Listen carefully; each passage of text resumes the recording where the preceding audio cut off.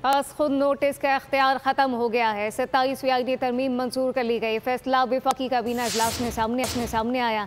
अहम इजलास में वज़ीर आज़म बाकू से बज़रिया वीडियो लिंक शरीक हुए। तरमीम सुप्रीम कोर्ट के साथ वफाकी आईनी अदालत के नए इस्लाहात मुतारिफ करवा रही है, जबकि इसके अलावा टेक्नोक्रेट की नई तारीफ भी शामिल की गई।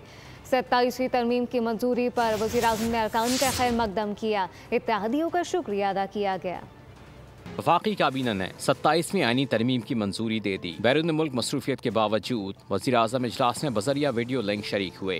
वज़ीर कानून आज़म नज़ीर तारड़ ने काबीना को ब्रीफिंग दी। इजलास में पीपल्स पार्टी की तजावीज़ का भी जायजा लिया गया। आईनी तरमीमी बिल में वफाकी आईनी अदालत के क़याम की तजवीज़ पेश की गई है। वफाकी आईनी अदालत आइन की तशरीह और आईनी तनाज़ात के फैसले करेगी। सुप्रीम कोर्ट से आईनी इख्तियारात वापस लेकर वफाकी आईनी अदालत को दे दिए जाएंगे। इस तरमीम के तहत अस खुद नोटिस का इख्तियार ख़त्म कर दिया गया, जिसे वज़ीर कानून ने खुश आइन करार दिया। आईनी मुकदमात अब सुप्रीम कोर्ट नहीं वफाकी आईनी अदालत सुनेगी।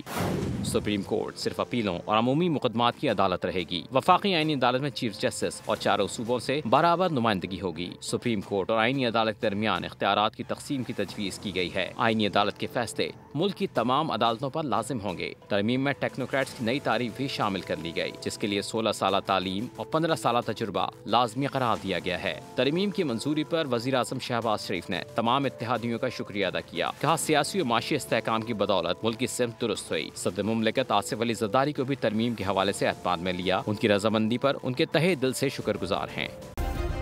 सब्सक्राइब करें और बेल दबाएं ताकि कोई खबर रह न जाए।